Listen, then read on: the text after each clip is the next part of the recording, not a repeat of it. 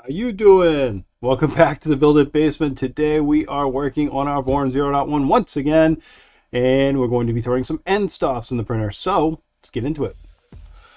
All right, so rear end stops, rear panel, end stops, rear panel. Sorry, I added one too many rear there. Plastic, printed with the kit. Let's see, component prep. Per end stop switches X and Y end stops are wired in a normally closed configuration. On micro switches, these are two outer terminals indicated by C and NC, or closed and normally closed. And the NO, or common and normally closed, sorry. And the NO being normally open. So basically what they're telling you here is this is your common, this is your normally closed, this is your normally open. So the reason why we're wiring up this way is if the switch fails, it fails in such a way that it doesn't cause the rest of your printer to fail. If it's normally closed and it fails, it's going to show closed. If it's normally open and it fails, it's going to basically fault, and you're going to drive your steppers into your frame and probably bust up some plastic and maybe overdrive some motors, overheat, cause a bunch of bad stuff to happen. So that's why they're doing that. Prepare to solder. Let's do. I'm gonna skip through that a little bit because I got some good news. Prepare one end stop switch for Z. Yes. Okay. So here is some good news. And that good news is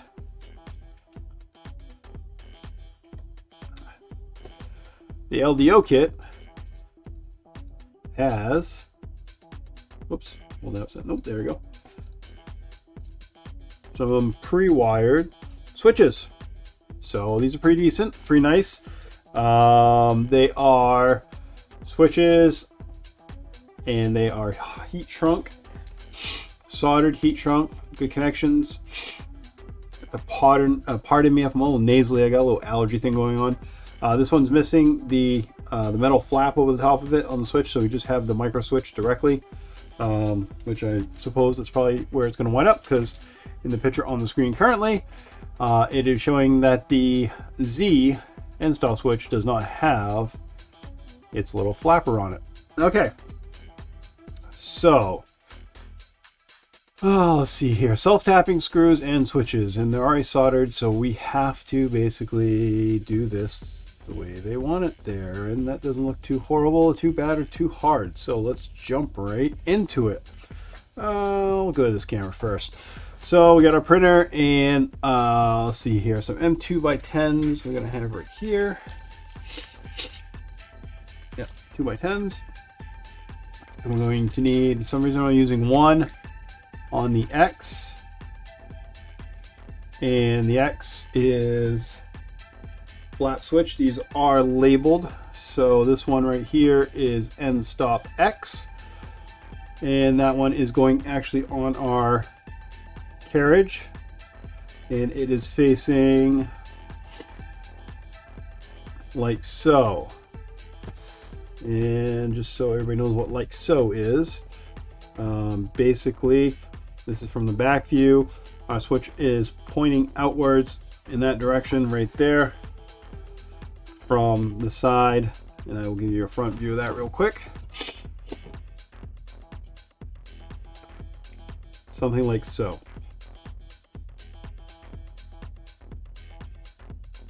All right, so let's get that in. One screw. It looks like the screw is going into the further back portion of that. The carriage does have two holes in it for two screws, so I'm not quite sure why they're only showing one. But it does say M2x10. Interesting. Okay, maybe the second one's going to go in there in a bit, and it's going to be holding something else when it goes in. So let's go ahead and get that one installed, I guess, for now. Don't want to over tighten that. If you do, you're going to strip it. Metal versus plastic. Yep. All right, now the next one we have going in is going to be on our I guess that'd be your B stepper. They call that the B or the A? I think it's the B. Yep, I'm gonna call it the B. They are imprinted somewheres on these, but right here on the side there are two holes if you look really closely. and that is where we're going to mount that, and that is where our Y switch is going to go. And our Y switch being this one right here, and it is labeled with Y from LDO. Hard to show. And this one is shown as flap upwards, facing inwards towards the printer, which makes complete sense. I'm going to drop this wire down here. I am going to spin this in a way so I can get to it. Put both screws.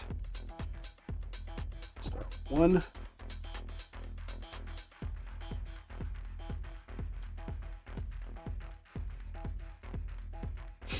Let's get that loosely in. And get my second one here.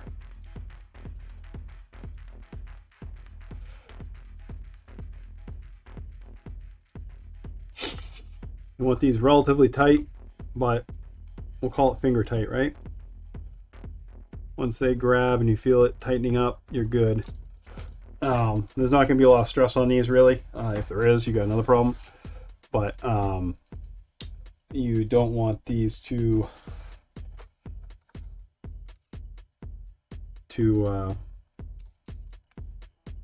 break like that. Oh, that's no good. Come on. What happened there? Let's take that back off.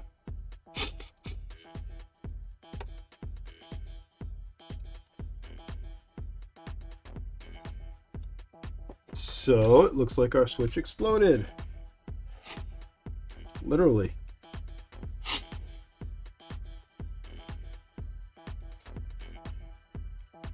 So let's see here. There's our micro button that goes inside the switch. All right. See if I can get this right here. And I'll get a pair of tweezers.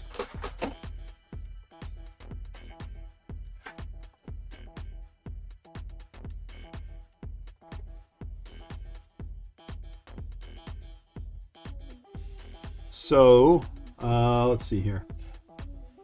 Never had to put one of these back together. But I will make a couple of assumptions. Let's look at the one that's not blown up. It looks like that switch is a little bit to the end. So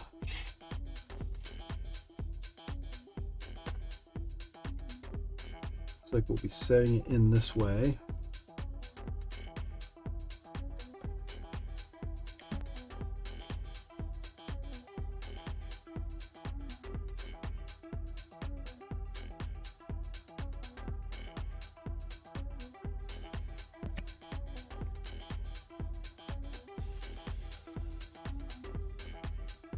Wasn't expecting the switch to explode.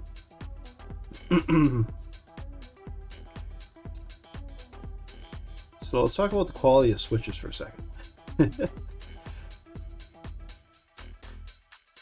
No harm, no foul. Honestly, I was pushing on the side switch because it was sticking out a little far from the mounting surface, and when I applied pressure to the side, it caused these little clips here on the side to pop out. So I'll take a good portion of that blame.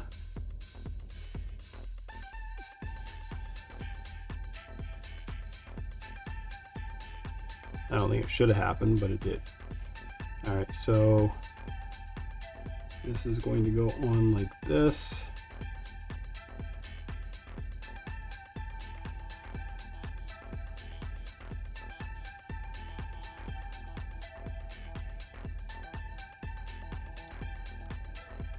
But is that clip broken? What's going on there?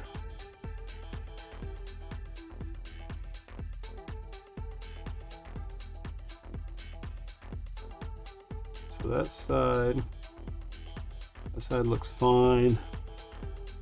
This side looks fine too. Okay, so maybe these are bent out a little bit. Spin them back in. Just bending back in the housing here. So these little rail pieces kind of clip back in, and then there's a little broken piece here on the side, but that really shouldn't affect us. As long as these are in enough, they should work.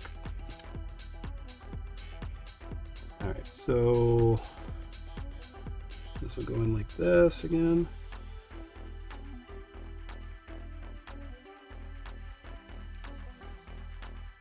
And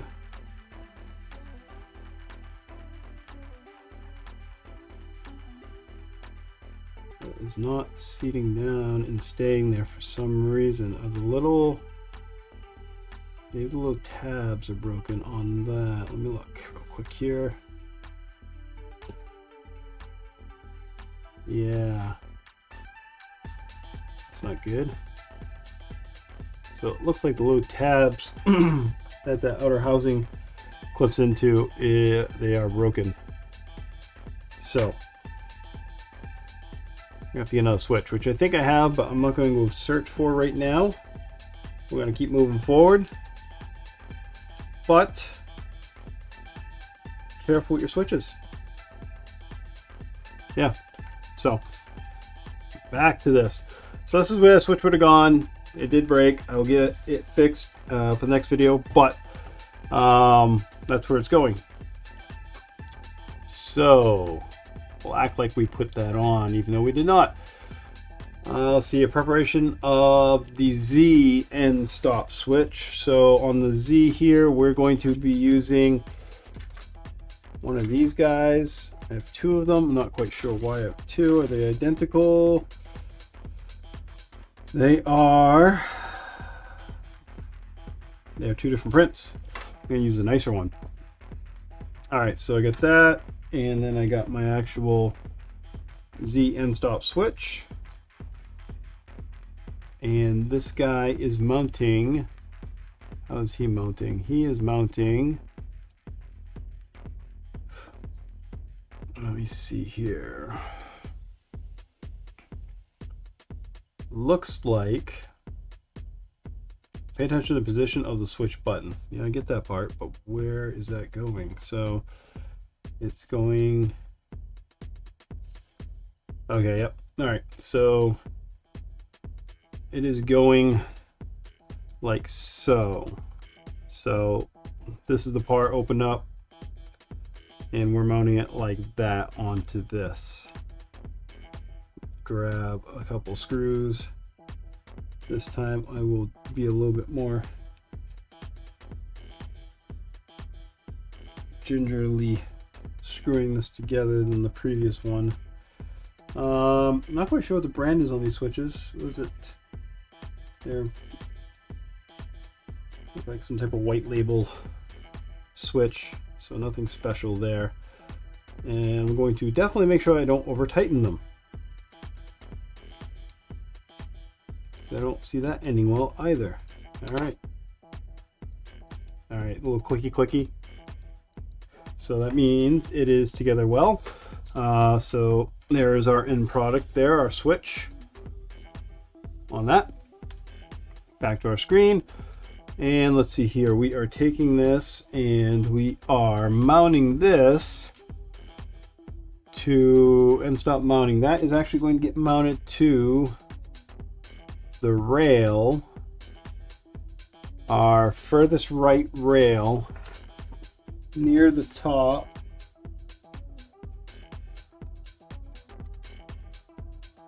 Is where that's going, and that's going to use the two M3 nuts dropped in from the top, which is good because I don't have nuts in there right now, and I was in a slight panic for a second thinking I forgot to preload nuts in here because we only had to preload a couple, right? Let's see here, some more preloaded nuts. All right, so M3 preloads. All right, so we're gonna drop these guys in. There's one. And number two. There we go. Then we're gonna use M3 by 10s on those.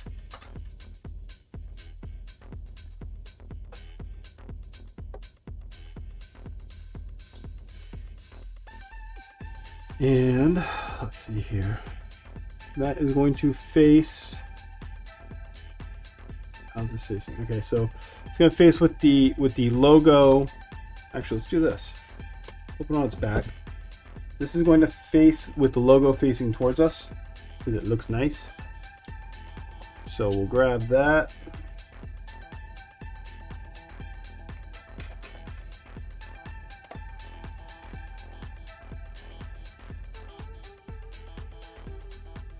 And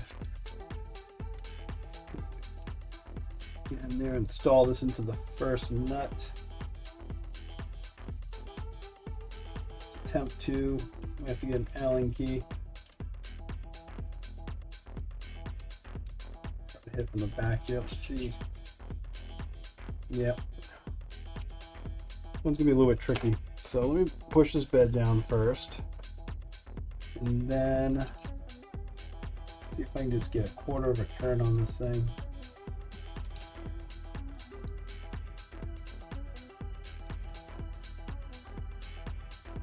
Just enough to make it catch here. Yep. It's there. Get that one to catch, and then push it down a little bit. Get the second one to catch. Which is kind of weird. It's kind of weird the wires are facing up, but I guess there's no other direction those could go because the switch is facing down.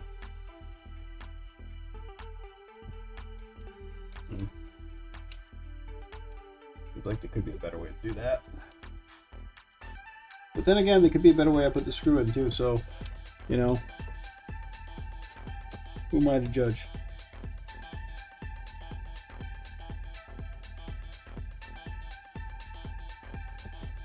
Get that started.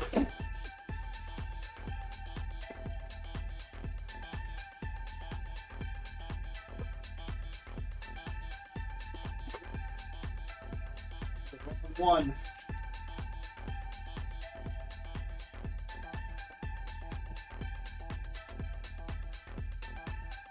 There we go.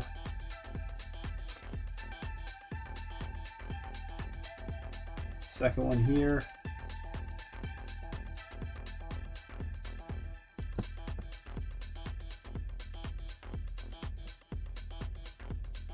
Get a little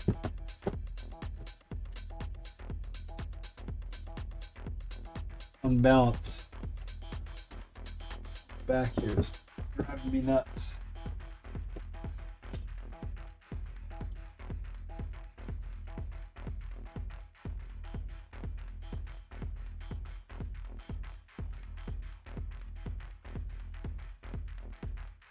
This is actually the hardest screw I've had to put in on this whole printer. I'm not enjoying this.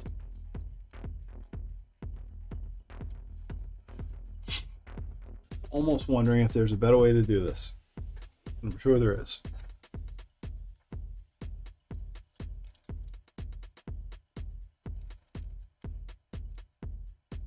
We're getting to the point where so much of this printer is pieced together that it's getting difficult to work on the small items when they're not positioned in a accessible way. So, cruddy thing about getting this too tight right now is the fact that I'm probably going to wind up having to move this anyhow. So I want it tight enough so if I forget about it and everything works once I get everything going, it doesn't cause me a headache. But not so tight that I've wasted all this effort trying to get this where it needs to be when it's not really where it needs to be. I think that's pretty good right there. Yep. So just for lookies, it is located right here, and our switch is facing downwards toward the bed. Wiring is facing upwards. I'm sure it's going to get looped around or back down under behind there. I'm not sure exactly where just yet. And what's going to happen, the way this works, is when this bed comes up,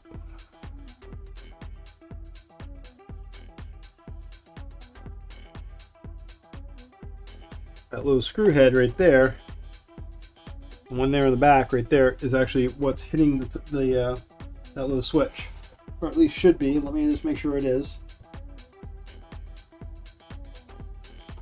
Yep, it is. Yep, perfect. Okay, so that gives us adjustment on that anyhow. So I'm gonna go ahead and try to tighten this up just a little bit more, since I shouldn't have to move this. It says use a ball end driver, and that's all fine and dandy, but I'll tell you that it only gets you so far when you're trying to get around this lead screw and around the frame at the same time.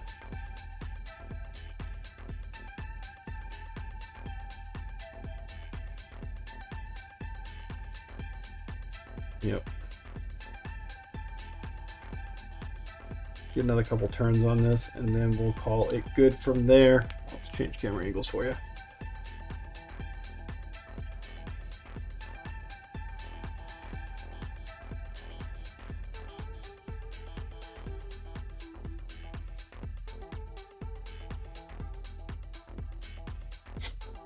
That should be fine. That should not move. Good. All right, there we go. Back to the manual we go. All right, end stop mounting, rear panel now. Okay, so our end stops are done. We're on to the rear panel. Thank God. Again, we'll have to go back in and reinstall our end stop right here on this end. My switch completely blew up, so we'll have to fix that, replace it. So that'll be done when I come back, but right now we're going to flip this thing in a position similar to what is in the picture here. So I like to put things to match up with what they are. So right here, I got it matched up for what I see. You'll want to match yours up for what you see here in the picture. Align preload nuts onto position is easier if you don't have to fight gravity. It's even easier if you use some type of plastic holders to hold these in, like these guys, because not only you're not fighting gravity, but you have something to hold them kind of in place. So let's find out exactly where they're going to wind up. It looks like our panel, this guy right here, is going to be coming in this way. That look right? Yep, that looks right. And we're going to use these three holes here and these three holes on this end, and then we're going to pre-line up the other two screw holes, these two right here, because I'm sure we're going to be mounting some to that. Something's going to wind up there, more than guaranteed. So I'm going to pre-line these, or attempt to at least. I'm gonna eyeball them a little bit. I'm actually gonna slide one of these guys all the way down. I had some extra ones in here, some just in case. I didn't even realize what was going on here at the time, but figured it wouldn't hurt, and I don't think it will hurt to have a couple extras. So that should be pretty close right there. Just get my head in the way, I apologize. One there. One there. There.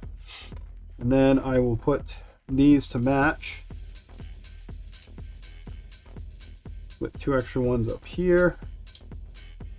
This guy's gonna go around there, and this one's gonna go up here, give or take. So I'm gonna try to line these up by eye, so they're relatively close again. And then I'm going to slide this way and then see where we're at. These guys need to come down a little bit further. Now, if you wanted to, if you're having trouble with this, you could take a ruler or something and just draw a line across and you'd have exactly where you need to be. I don't think you need to do that, but if you wanted to, definitely something you could do to help you out a little bit. Anybody blame you? That one, that one, that one, that one, that one. Okay.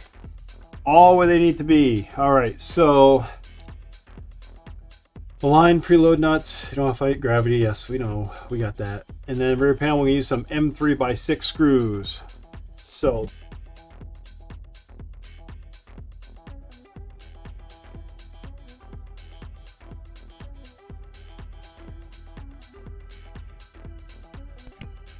M3. All right, so we have those right here.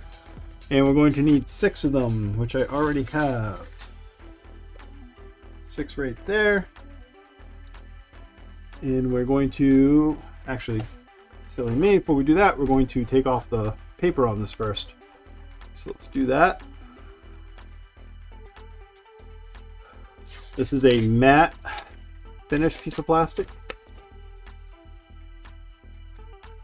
which is nice because shiny plastic shows a lot and doesn't look very nice after a little bit of use. So like this.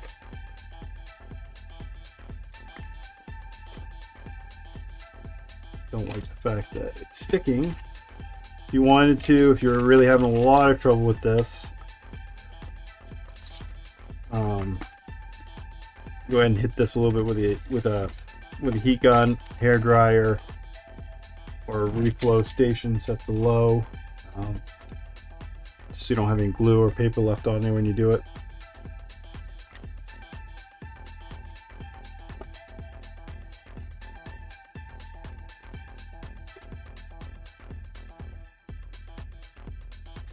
Go. All right, now we're going to align this like the picture. So there is one little nub cutout. Yep, there's one little cutout which is up here, and that is going to be for our switch wires. So before I put that on, I'm going to come back up here. It's funny how things just kind of show themselves after a while, right? And I'm going to, first I'm going to take this apart. So what they did is they didn't put the ends on these. They are pre-crimped, so you can easily do them if you're not great at crimping, but easier to move because they don't have the ends on them. So when you do need to manipulate these, they're not so hard to get where you want them. So I'm going to actually slide this down. I'm going to push this through to the back side, hopefully. Let's put a little bit of a little crook on that to get it through. Yep, like that. And then I'm going to slide it over like so. That leaves me with these wires right between the 2 screws up here. I don't want to block the switch at all, and I don't want the wires in the way, but I do want them where that's going to be because it's pretty obvious at this point that cutout is specific for that wire.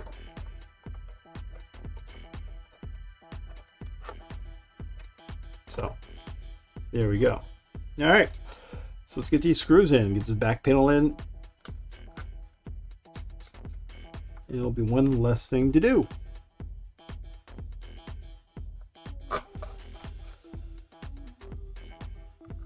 Do have one question for anybody that's built this and didn't use any plastic inserts for their nuts. I mean, it's pretty obvious that these 2 additional holes here on the back plane are going to be useful for mounting something.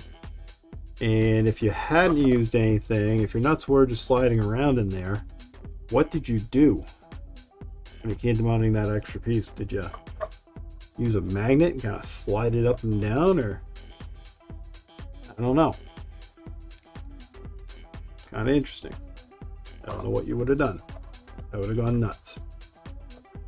All right, so there's that one, that one, that one, that one, that one, and that one. You want these relatively tight too. If you don't have them tight on your printer, you're gonna get these weird jiggly sounds. You don't want jiggly sounds in your print. Plus, you'll have vibrations, and vibrations in printing are bad. You don't want extra vibrations if you can do without them. All right, so we have that notch ends you. I should pass through. Okay, so right here it's talking about specifically what we did, and then we're off to the print head. All right, kind of a quick video tonight, but if you did enjoy it and you've made it this far, if you could hit that like button, it will help other people find the video. And if you haven't yet, go ahead and hit subscribe. I really appreciate it. If you have questions or comments, please do leave those as well. I'm going to up a video, a really short one pretty soon here, offering, to help out anybody that has questions. Just submit questions in the comments, and I will do a whole episode or a whole video, between a half hour and an hour, answering those questions. Hopefully I'll know some of them off the top of my head, but if I have to do research, that's fine too. So until next time, I'll see you.